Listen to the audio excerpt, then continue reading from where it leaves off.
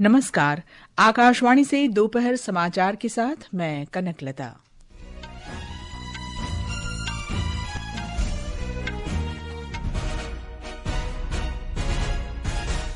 राज्यसभा में राष्ट्रीय गीत वंदे मातरम की 150वीं वर्षगांठ पर विशेष बहस। गृह मंत्री अमित शाह ने कहा, संसद में वंदे मातरम पर चर्चा से आने वाली पीढ़ियां इसके असली महत्व और गौरव को समझेंगी। लोकसभा में चुनाव सुधारों पर चर्चा जारी। राष्ट्रपति द्रौपदी मुर्मू ने नई दिल्ली में वर्ष 2023 और 2024 के लिए राष्ट्रीय हस्तशिल्प पुरस्कार प्रदान किए। कहा, हस्तशिल्प केवल सांस्कृतिक पहचान नहीं बल्कि लोगों की आजीविका का एक महत्वपूर्ण घटक भी है। इंडिगो संकट के बाद सरकार ने हवाई अड्डा संचालन की गहन समीक्षा की। एयरलाइन की उड़ान अनुसूची में 5% की कमी की गई। और भारतीय क्रिकेट कंट्रोल बोर्ड ने आईपीएल 2026 की नीलामी के लिए खिलाड़ियों की सूची जारी की। भारत के 240 खिलाड़ी शामिल। अब समाचार विस्तार से। गृहमंत्री अमित शाह ने कहा है कि राष्ट्रगीत वंदे मातरम देशभक्ति, बलिदान और राष्ट्रीय चेतना का प्रतीक बना, जिसने स्वतंत्रता आंदोलन का मार्ग प्रशस्त किया। राज्यसभा में वंदे मातरम की 150वीं वर्षगांठ पर चर्चा की शुरुआत करते हुए श्री शाह ने कहा कि अमर कृति भारत माता के प्रति कर्तव्य और समर्पण की भावना जागृत करती है। वंदे मातरम के प्रति समर्पण की जरूरत वंदे मातरम बना तब भी थी, आजादी के आंदोलन के वक्त भी थी, आज भी है और जब 2047 महान भारत की रचना होगी तब भी रहे, क्योंकि अमर कृति मां भारती के प्रति, भारत माता के प्रति समर्पण, भक्ति और कर्तव्य के भाव जागृत करने वाली कृति है। श्री शाह ने कहा कि वंदे मातरम के माध्यम से बंकिम चंद्र चट्टोपाध्याय ने देश को माता के रूप में पूजने की परंपरा और सांस्कृतिक राष्ट्रवाद की स्थापना की। गृहमंत्री ने कहा कि दोनों सदनों में वंदे मातरम पर चर्चा से आने वाली पीढ़ियों को इसके वास्तविक महत्व को समझने में मदद मिलेगी। सरकार ने कालाबाजारी, जमाखोरी और गुणवत्ता उल्लंघन पर राष्ट्रव्यापी कार्रवाई के तहत पिछले 7 महीनों में उर्वरक डीलरों को 12,814 कारण बताओ नोटिस जारी किए हैं। राज्यसभा में प्रश्नकाल के दौरान केंद्रीय रासायनिक और उर्वरक मंत्री जेपी नड्डा ने ये जानकारी दी। 1 अप्रैल से लेकर के अभी 28 नवंबर तक ब्लैक मार्केटिंग में शो कॉज नोटिसेस जो हैं वो 5058 हुए, एफआईआर लॉन्च्ड इज 442 और लाइसेंसेस कैंसल्ड इज 3732। रसायनों की कमी से जुड़े एक प्रश्न के उत्तर में श्री नड्डा ने कहा कि सरकार पारदर्शी और वास्तविक समय पर आधारित एकीकृत उर्वरक निगरानी प्रणाली के माध्यम से उर्वरक की आवश्यकता पर निगरानी रख रही है। सरकार ने कालाबाजारी, जमाखोरी और गुणवत्ता उल्लंघन पर राष्ट्रव्यापी कार्रवाई के तहत पिछले 7 महीनों में उर्वरक डीलरों को 12,814 कारण बताओ नोटिस जारी किए हैं। लोकसभा में चुनाव सुधारों पर चर्चा शुरू हो गई है। चर्चा की शुरुआत करते हुए कांग्रेस पार्टी के मनीष तिवारी ने कहा कि निर्वाचन आयोग को मतदाता सूचियों के विशेष गहन पुनरीक्षण एसआईआर लागू करने के कारणों को सदन में रखना चाहिए। सरकार को चुनाव आयोग से कि कौन सी कॉन्स्टिट्यूएंसी में, कौन सी चुनाव क्षेत्र में कहां पे गड़बड़ है कि एसआईआर एक चुनाव क्षेत्र में होना चाहिए, तो उसके जो कारण है वो सार्वजनिक होने चाहिए। ये जो इलेक्ट्रॉनिक वोटिंग मशीन है, लोकतंत्र एक भरोसे पे चलता है।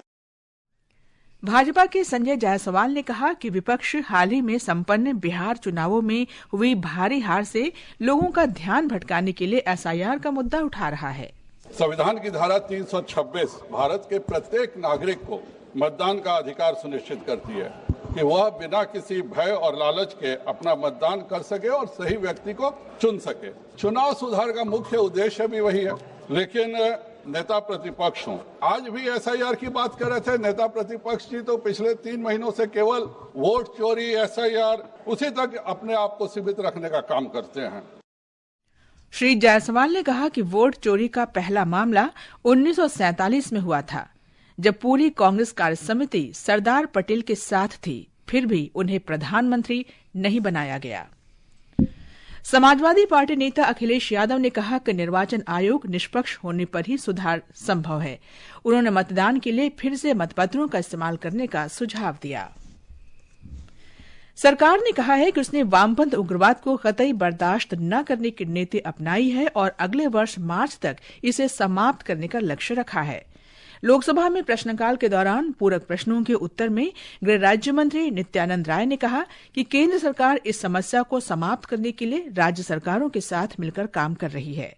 उन्होंने कहा कि वामपंथ उग्रवाद न तो देश के संविधान में और न ही लोकतंत्र में विश्वास रखता है। प्रधानमंत्री जी के सक्षम नेतृत्व में और माननीय गृह मंत्री जी के सफल मार्गदर्शन में 31 मार्च 2026 तक वामपंथी उग्रवाद का सफाया हो जाएगा। पहले की सरकारें राज्य की समस्या मानती थी इसको, जिसके कारण केंद्र ने वामपंथी उग्रवाद पर न कोई ठोस नीति अपनाई, लेकिन मोदी सरकार ने वामपंथी के खिलाफ एक समग्र और प्रभावी ठोस नीति बनाई है।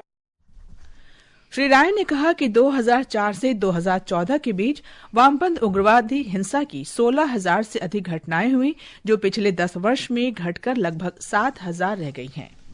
ये समाचार हमारी वेबसाइट www.newsonair.gov.in और हमारे न्यूज ऑन एआईआर ऐप पर भी उपलब्ध हैं। दोपहर समाचार में आपका फिर स्वागत है। सरकार ने बताया है कि इस साल देश में 35 करोड़ 70 लाख टन खाद्यान्न का उत्पादन हुआ है, जो पिछले साल से 7.65% अधिक है।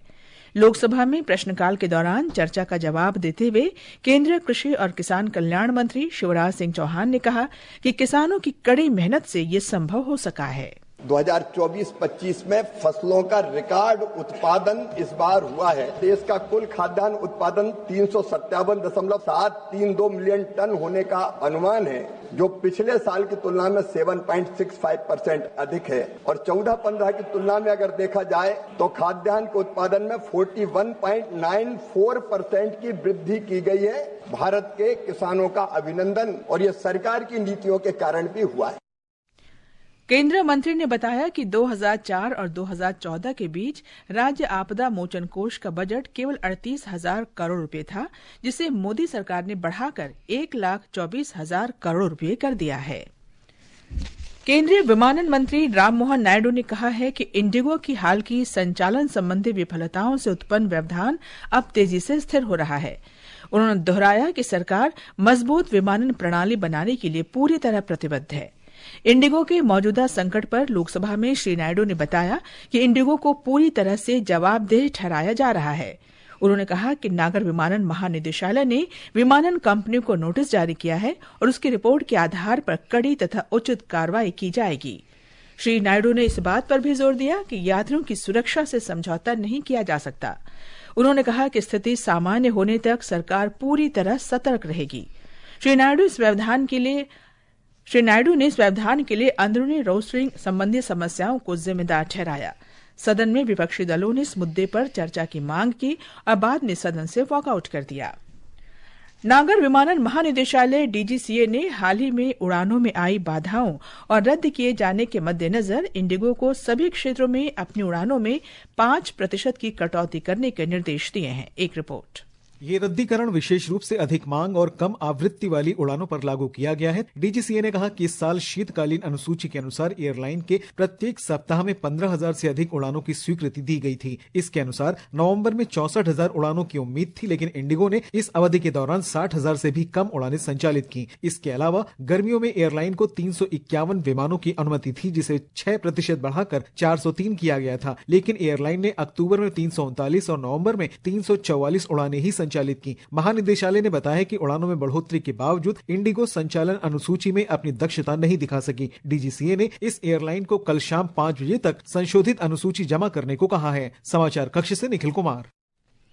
इस बीच नागर विमानन मंत्रालय ने अपने वरिष्ठ अधिकारियों से हवाई अड्डों पर जाकर एयरलाइन संचालन और यात्री सेवाओं की जांच करने के लिए कहा है।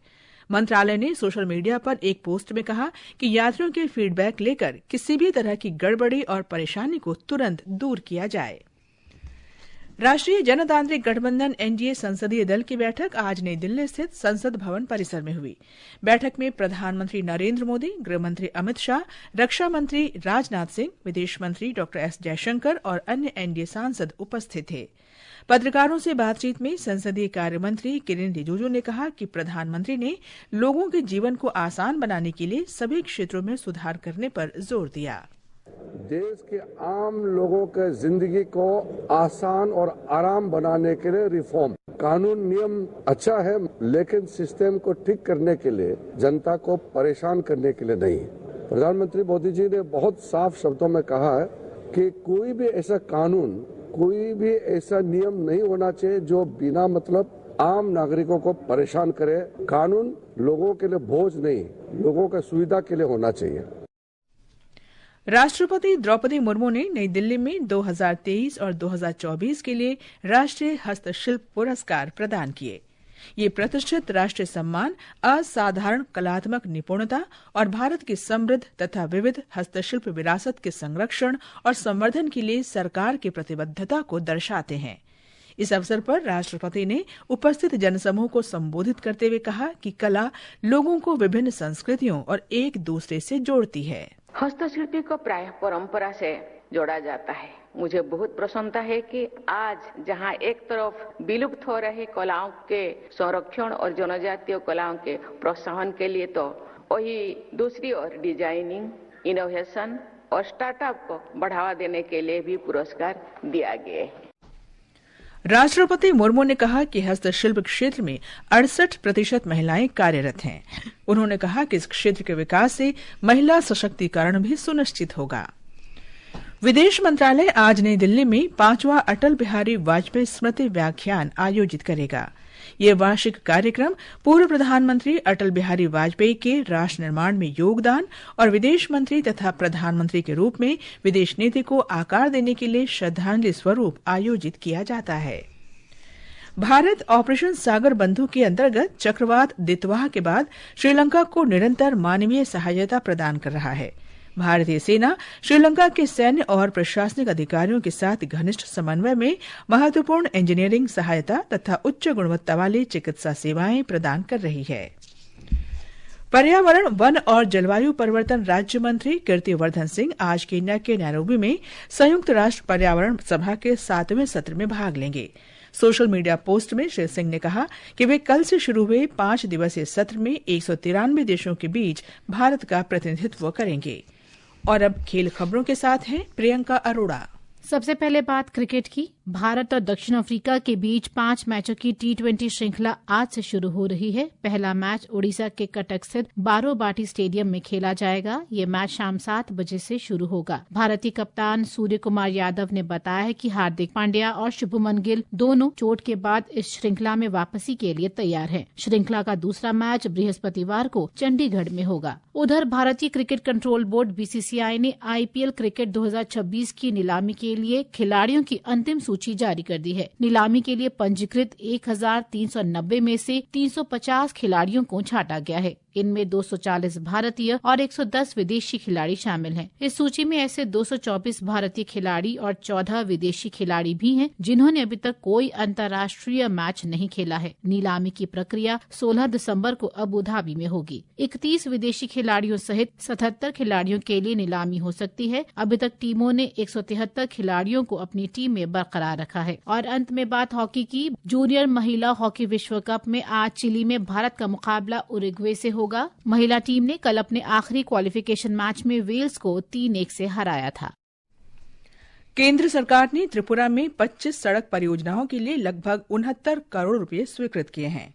ग्रामीण विकास मंत्रालय ने कहा है कि इसका उद्देश्य राज्य के 30 विशेष रूप से कमजोर जनजातीय समूह वाले क्षेत्रों में सड़क संपर्क बढ़ाना है। अंत में मुख्य समाचार एक बार फिर। राज्यसभा में राष्ट्रीय गीत वंदे मातरम की 150वीं वर्षगांठ पर विशेष बहस। गृहमंत्री अमित शाह ने कहा, संसद में वंदे मातरम पर चर्चा से आने वाली पीढ़ियां इसके असली महत्व और गौरव को समझेंगी। लोकसभा में चुनाव सुधारों पर चर्चा जारी।